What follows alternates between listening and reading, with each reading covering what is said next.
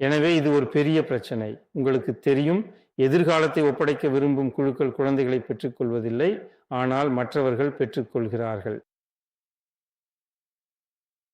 கேரளாவை பற்றிய செய்தியை நீங்கள் கேள்விப்பட்டிருப்பீர்கள் என்று நினைக்கிறேன்.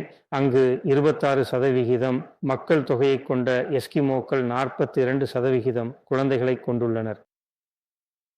எனவே அடுத்த தலைமுறை 26% ஆக இருக்கப் போவதில்லை, 42% ஆக இருக்கப் போகிறது. அதாவது பல மாவட்டங்களில் அது பெரும்பான்மையாக இருக்கப் போகிறது.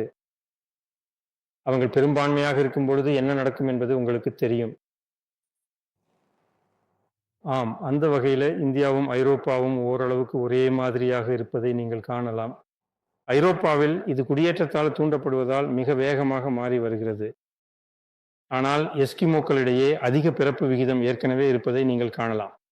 எனவே குடியேற்றம் நின்றாலும் ஏற்கனவே உள்ளவர்களே அந்த வேலையை செய்துவிட முடியும்.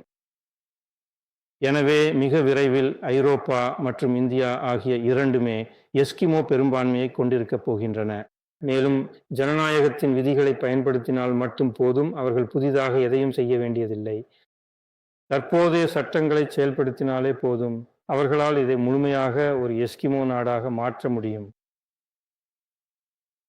எனவே ஐரோப்பாவில் இது சற்று வேகமாகவே நடக்கிறது. அதே சமயம் இந்த சிக்கலை பற்றிய விழிப்புணர்வும் மிக வேகமாக அதிகரித்து வருகிறது என்பதை நான் சொல்லியே ஆக வேண்டும். பாருங்கள், இந்துக்களிடையே இந்த மோசமான அலட்சியம் நிலவுகிறது. உங்களுக்கு தெரியும், இந்தியாவின் விஷயத்தில் இந்து அடிப்படைவாத கட்சி என்று முத்திரை குத்தப்படும் ஒரு கட்சி கூட இந்த எஸ்கிமோ சவாலை பற்றி விழிப்புணர்வுடன் இருப்பதை இன்னும் காட்டவில்லை.